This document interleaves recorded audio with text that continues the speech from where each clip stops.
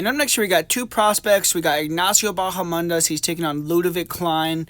And Bahamondes, he's a prospect on the rise. He's one of the most fun up-and-coming fighters to watch. He's won 3 fights in a row, 25 years old. He has a ton of confidence. And the first bout for Bahamondes is really going to be with the scale. He's a big guy for 155. His last fight, he got a 5-pound grace due to Triogden coming in on short notice, so he got to weigh in at 160. And he missed weight for his UFC debut. He also has missed weight for 155 on the regional scene, so he just has to be on point with the cut. And it's a step up in competition here, so if he can be victorious, he could walk into a top 15 fight next. This fight was scheduled to go down about a year ago, but Bahamondes had some visa issues, so it's good they're getting it settled now. And for Klein, he's on a good run. He is unbeaten since 2021. He won 2 fights in a row in 2022. He was 2-0. And then earlier this year, he had a draw with Jai Herbert. And overall, he's 3-2-1 in the UFC. He's been in there with good fighters. He's 28 years old, so he's young as well. And he's always improving. And a lot of pundits are writing Klein off in this fight, so it's an opportunity for him to prove that he could be a future contender himself.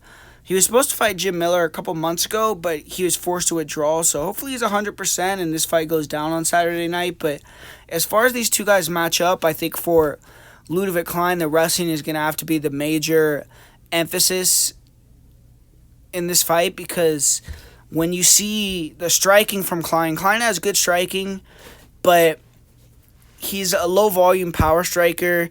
He's very reliant on that head kick, and I feel like Bahamondes, with his kicks and long-range attacks being super active, is just going to have a big advantage on the feet. I think he's going to throw way more volume and be a lot more effective. I don't see Klein, having a jab or that pressure style where he can get in Bahamondes' face and make it more of a boxing style or pocket style fight. He just doesn't have that type of striking.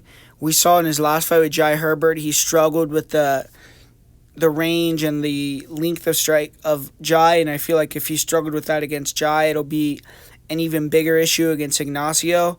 The only thing with Ignacio is he does leave his chin out there a little bit, so against a guy that is good at finding the chin and hits hard, just be diligent with your defense, a little bit better with the head movement and things like that. But I feel as if Klein is going to try to wrestle more, and he's going to be dominated on the feet for the most part.